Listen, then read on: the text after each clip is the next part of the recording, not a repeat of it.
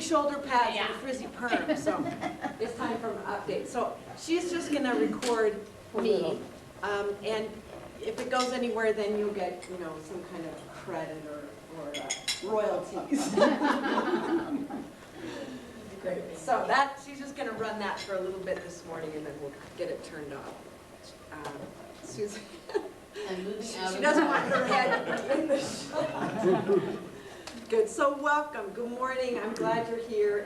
Anybody have a challenge getting here? I know, Dick, you came from the far hinterlands. Well, I didn't come across the path.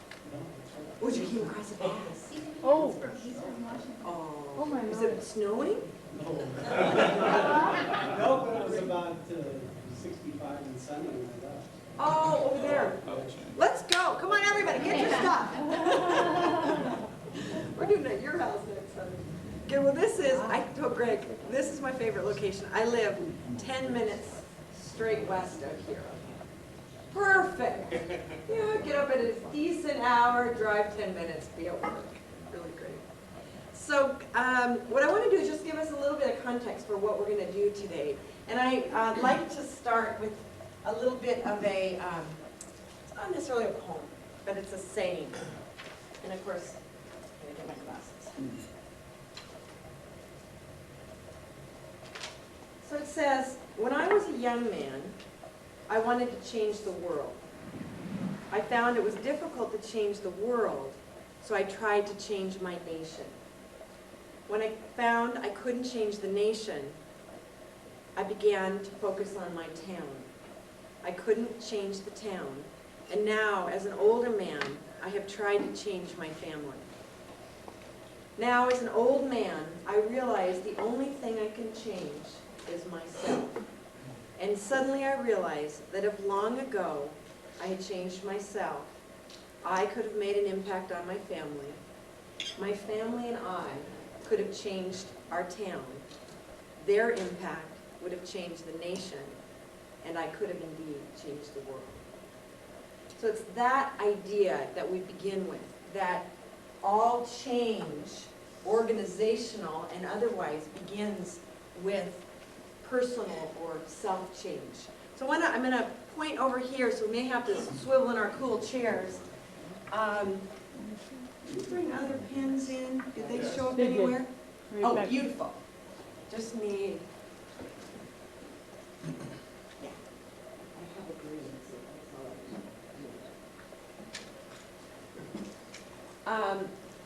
I need. Just so that you know what our paradigm is or where we start, you know, there's lots of places that you can start to make change when you're in an organization like Puget Sound Energy.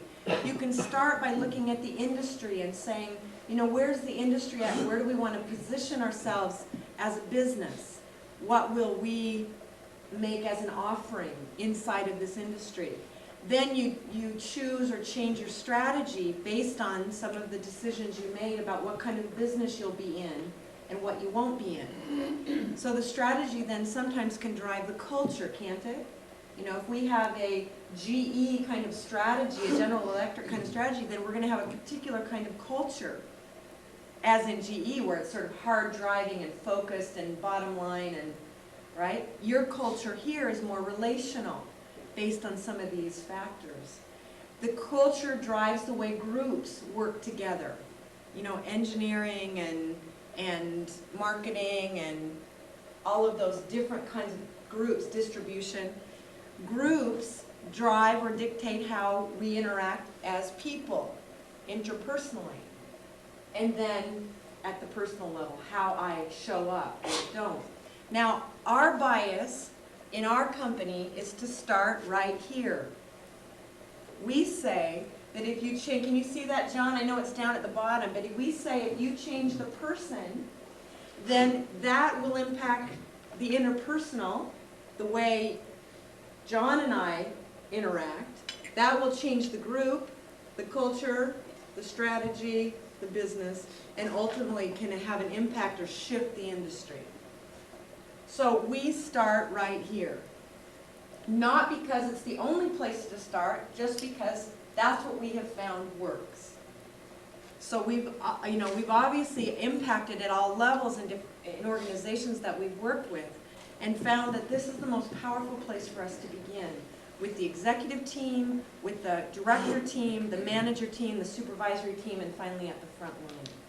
So what you're going to be experiencing today is really change at this level, knowing that for us, as researchers and practitioners in literally thousands of organizations, we say that the personal is what drives change. Is that cool? Does that give you an idea of what we're doing here and where we know it adds up to? Jorge had sent us an article that I want to just read to you, just a piece of it. The title of the article is called Making Change, and it's out of a magazine called Fast Company, May 2005. And John Kotter, have you heard of John Kotter? He's written several books and a Harvard smart guy. He says, here it says who he is, a Harvard Business School professor who has studied dozens of organizations. He says the central issue is never strategy, structure, culture, or systems. The central issue is never those things. The core of the matter is always about changing the behavior of people. These people may be called upon to respond to profound upheavals in marketplace dynamics, then he outlines kind of the different changes. But what I love about that is it confirms our ideas that that's where you begin. Does that make sense? Now, here's the other thing to know. There's a guy, have you heard of a guy named Peter Drucker? Heard of Peter Drucker? He's considered to be the guru or the father of management. I had the chance to meet him some years ago, a couple of years ago. He's 94 years old, still writing and teaching. Isn't that cool? We've got my automatic update starting any second now. Hang on. And we'll just get rid of that.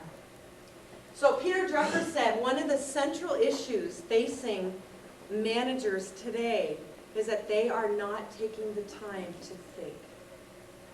That we're in almost constant reactive mode.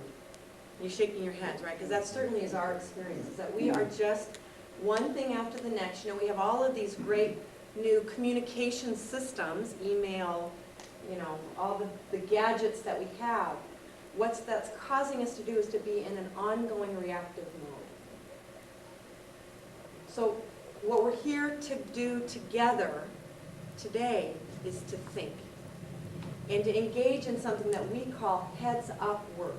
Now, you know, when you're in reactive mode, you're in heads down work. Things are coming at you, you're dealing with them, more come at you, you've got your head down.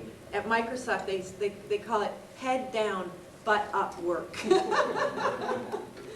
And most of us are doing a whole lot of heads down work.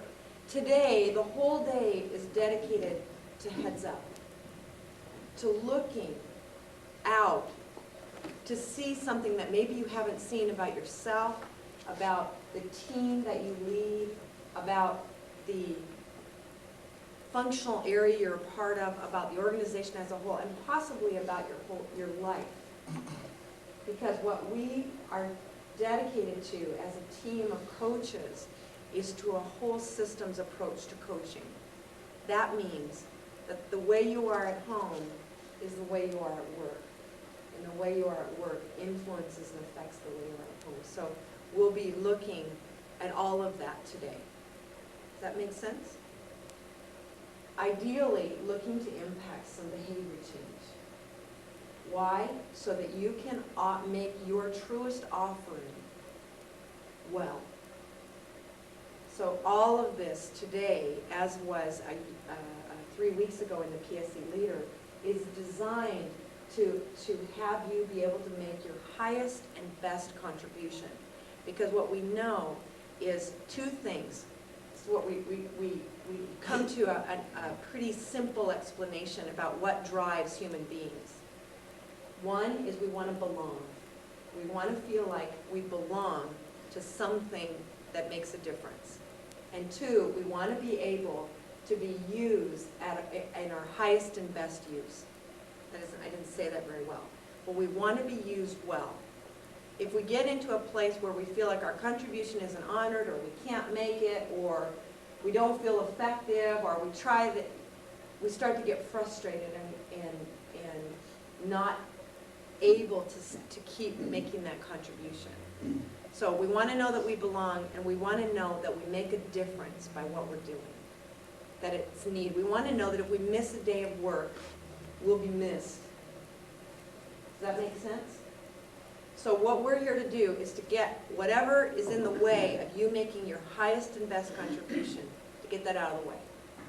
And your coaches are going to be working with you for the next 6 months to see what that is and get it out of the way. Okay? Does that give you a sense of where we're headed today and why we're doing all this work? Greg, is there something, or do I just need to push the down button? I think it was on your computer. Okay. So, remember this from yesterday? This is our agenda for the day. We're going to be giving you essentially 4 major, what I'll call data points about yourself today, about who you are. The very first data point will be your pre-work, your sharing of your pre-work. And you're going to have an opportunity to hear yourself sharing that, and ideally hear some themes that you may not have heard before. That's the first data point. The second, we're going to do something called a personnel relations survey.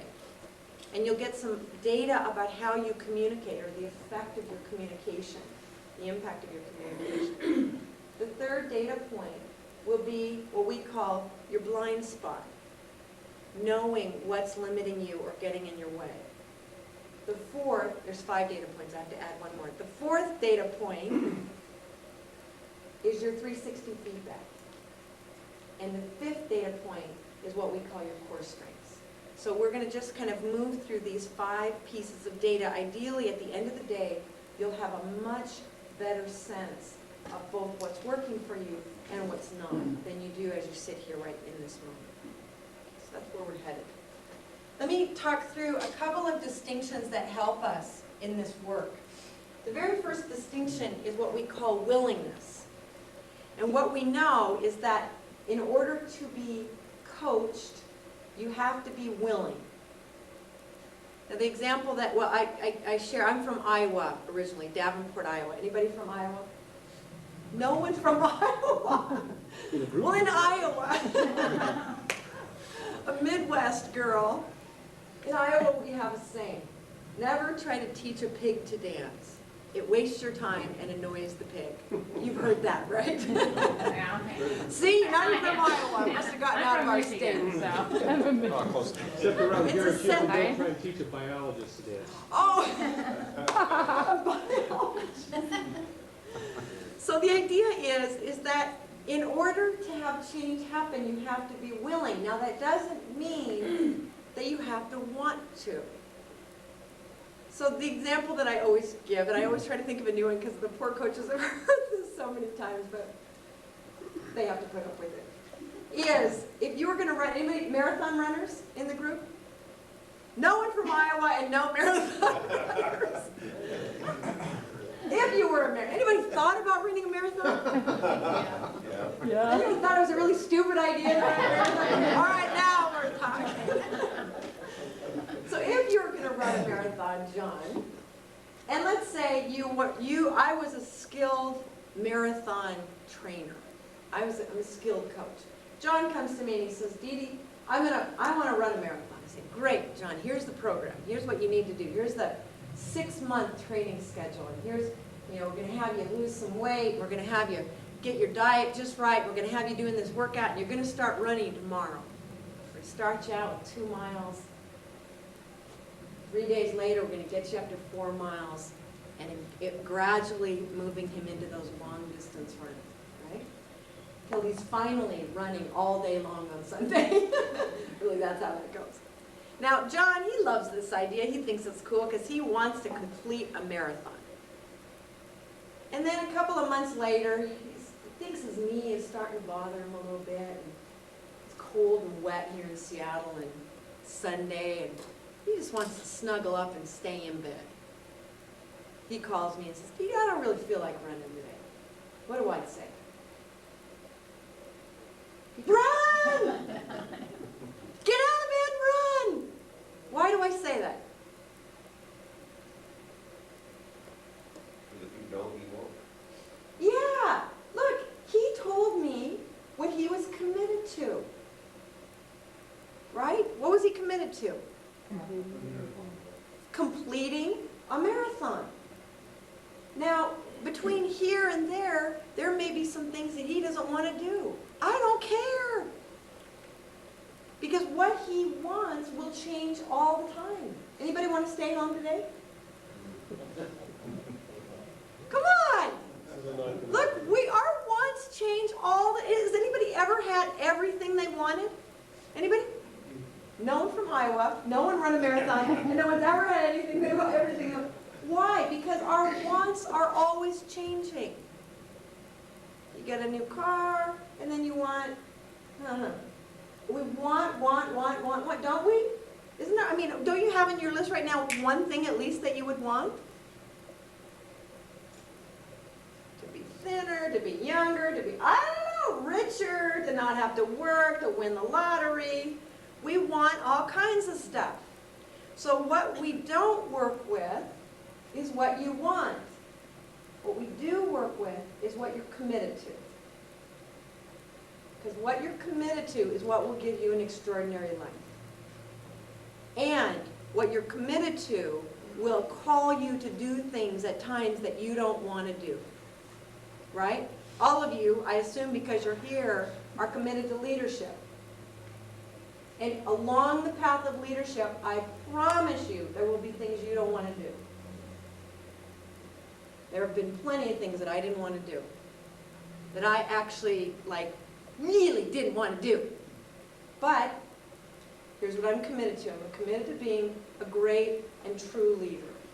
And sometimes that means I have to get things out of the way to get there. Does that make sense? So, your coaches will be working with you from your commitments.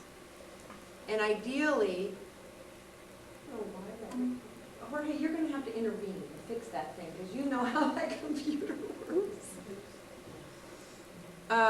Ideally, by the close of today, your coach and you will be more clear about some of your central commitments. Maybe you're committed to having a really extraordinary family. Maybe you're committed to being leaving a legacy of power and grace. I don't know what you're committed to, but by the end of the day, I think you'll be clearer.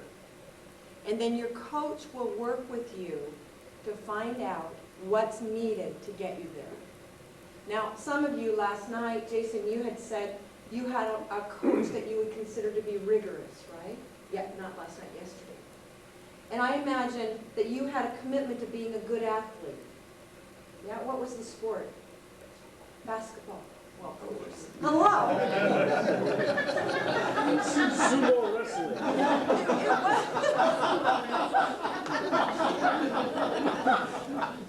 It wasn't putt golf. So basketball. So your commitment is to be a great athlete and possibly a great team player. Is that fair? You maybe didn't articulate it, but that was, did you have to go to practices and work hard? And yeah. And I'll bet there were a few days you didn't want to. Many. And did your coach ever deal with you? Or, oh, well, Jason, you don't want to be here? Why don't you just go on home? It's not an option because that coach knew what he was committed to. And that coach was willing to do whatever it took to move him there. Now, what it required on Jason's part was willingness. Because a coach cannot work with an unwilling person. Unwillingness looks like this. No, I'm not going. Now, in our world, we don't coach people who are unwilling. Why would we? You want to now put your coach hat on and look to see, are you trying to coach people who are unwilling? And what does that cost you? In terms of your own energy and your own time. Costs you a lot of energy with not much return. Absolutely. So what we invite you to do, did everybody pretty much sign up for, say, I guess you said yes to this program, to being in this program, yeah? We invite you then to continue to be willing to take the coaching today and over the 6 months. You may not like it and you may not want to, and that's okay. But we invite your willingness. Now, if you ever get to a point where you're unwilling, just let your coach know, and the coach will be able to work with you. We'll kind of help think it through. But really, in order to get coaching done, we have to have willingness. That's our primary ingredient. The second distinction is what we call generous listening. Any of you been with this company longer than 10 years? Ah, now the hands start raising. Okay, anybody been here longer than 15 years? Holy!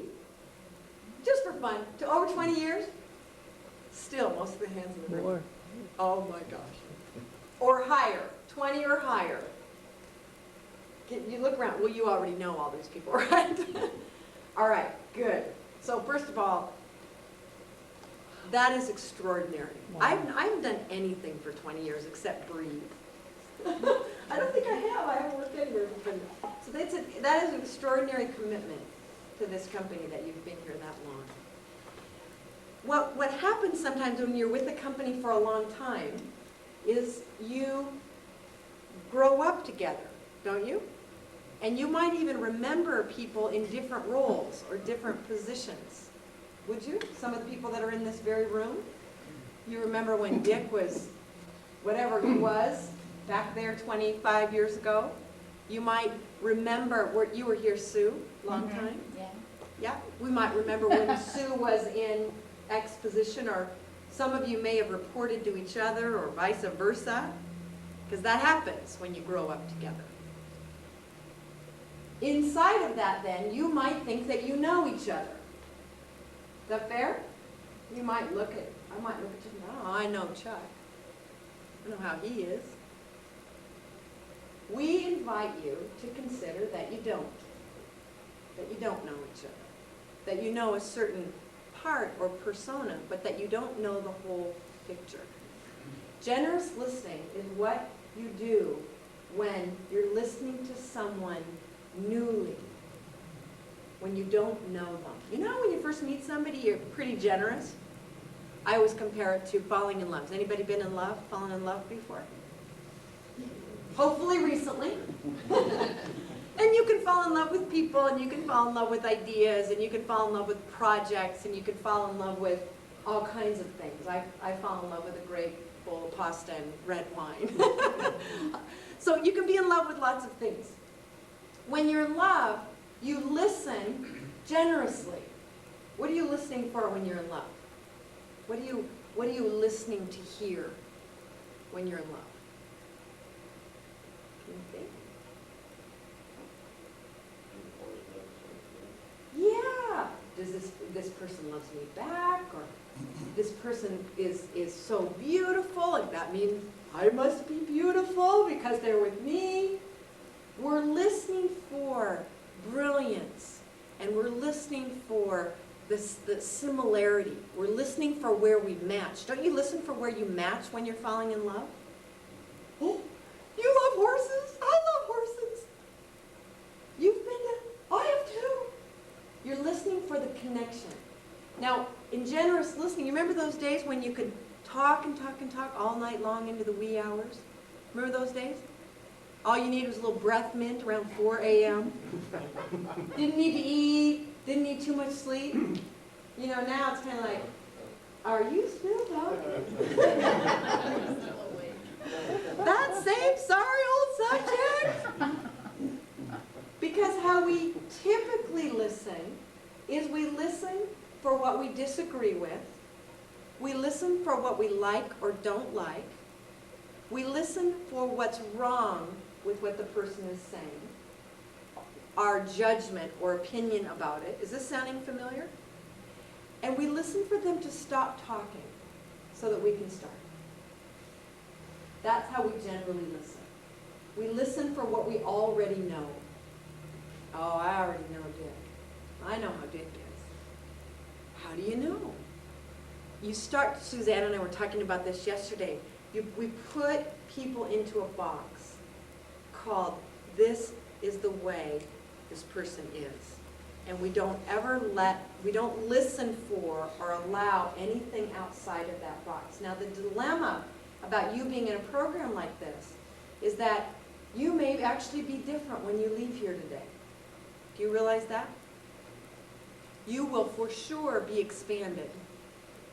But you may go back to an environment where you're in a box. So that the change, the expansion that you experience may not even be recognized. Because it's outside of how people listen to you. Now your coaches will work with you a little bit more on this. But in here, just for today, I invite you to practice generous listening. Listen to each other like you have never met one another. Listen for something that you've never heard before.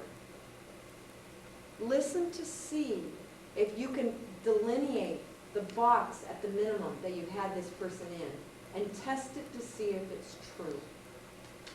Is this making sense? So for today, we invite you to generously listen. Now your coaches, that's what we do. As I said yesterday, we are listening for your brilliance. We are listening for the gold in what you're saying.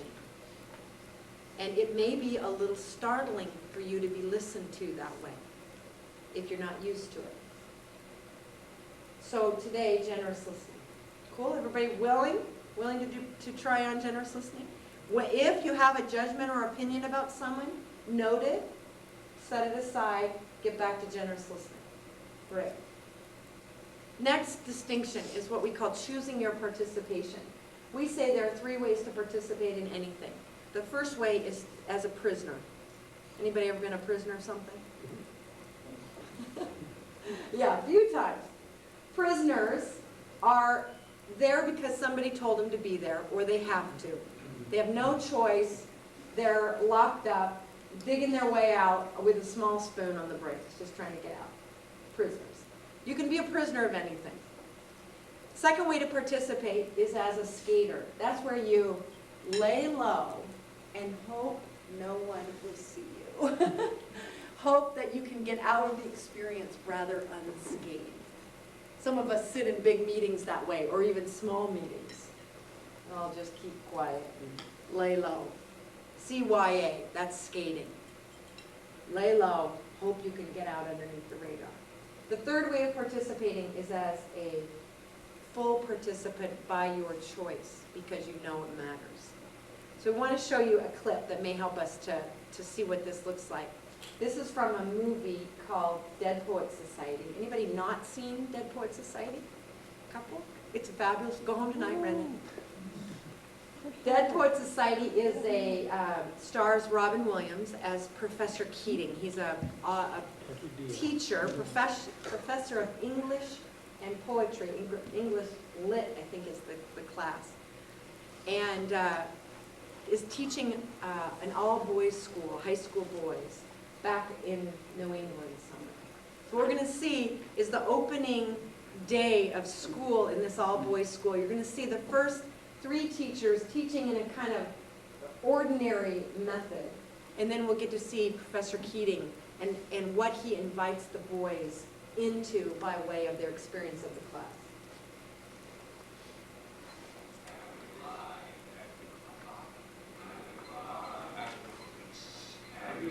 Agricola? Agricolis. Again, please, Agricola. Your study of trigonometry requires absolute precision. Anyone failing to turn in any homework assignment will be penalized 1 point off their final grade. Let me urge you now not to test me on this point.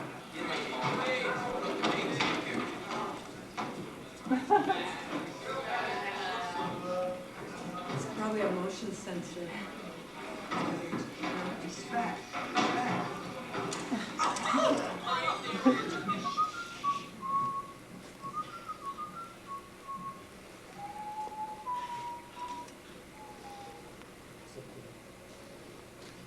Well,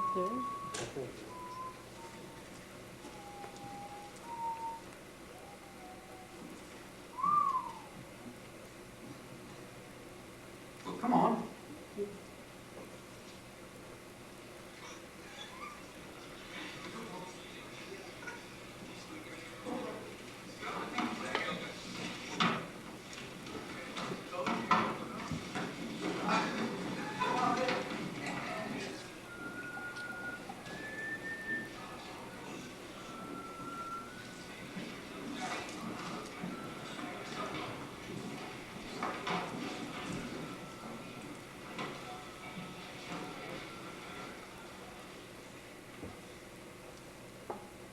Oh, Captain, my Captain. Who knows where that comes from?